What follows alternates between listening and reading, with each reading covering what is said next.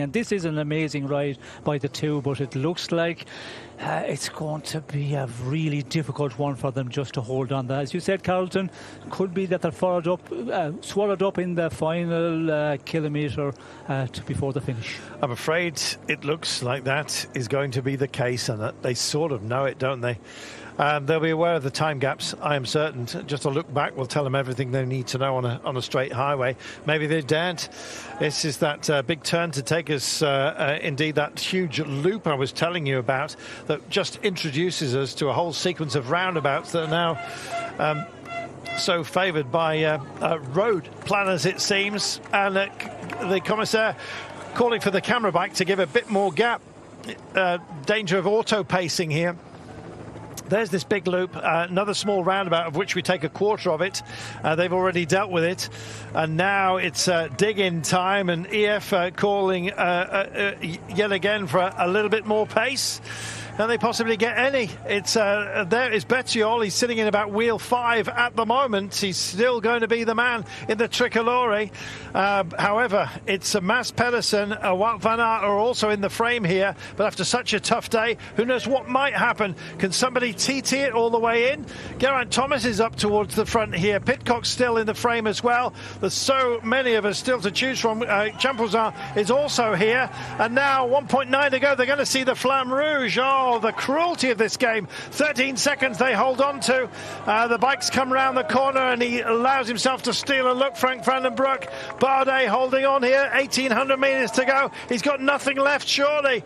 Well, it almost takes a track. He's looked through his legs here as he tries to see who's on his case. And at the moment, he's just going to see Frank van den Broek, who's done an amazing job for them. What bravery. It's certainly going to be the main talking point, I think, on Radio Monte Carlo a little bit later on, which Sean will be tuning in for. You can be sure of that.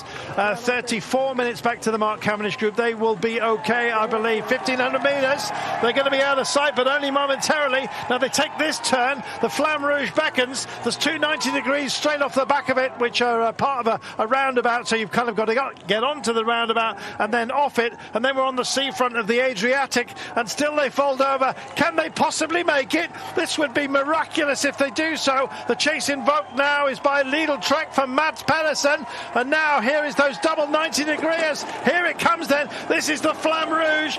Brilliant work by this pair. They'll take another 90 degree and now onto the seafront. Can they possibly make this count? Any neutral would want this after 5 hours. They've gone. Have they flown the coop? Could they bring this home? This would be amazing. I think the ticker was slightly out, which favours them. This is it. The countdown now for glory. Frank van den Broek is leading Romain Bardet. They come through another powder flare. What a nonsense that is, and what a nonsense this is as well. They could defeat the sprinters and bring this home. Can't see a marker at the side of the road at the moment, but a huge one's been thrown down for the French. Bardet checks over his shoulder. Has he got anything left to invoke here? 5 hours, 7 minutes and more. He's going to get there, I believe. Phenomenal. 200 metres to go. The sprinters have got it wrong. Bardet's got it right. Here he comes past his teammate. He says, thank you very much, my friend. The drinks are on me, and the celebrations are for France in this fabulous Tour de France.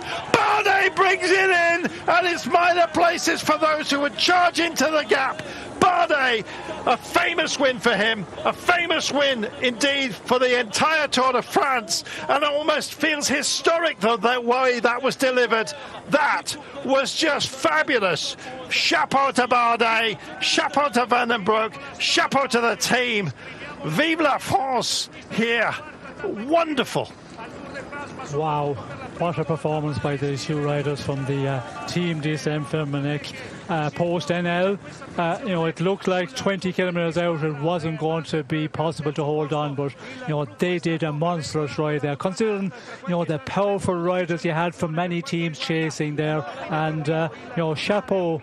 They deserve all of that, and winning the stage and the yellow jersey, as we talked about, for Romain Bardet at this point in his career, what a performance. And Van den Broek, he contributed so much to that final there for Romain Bardet.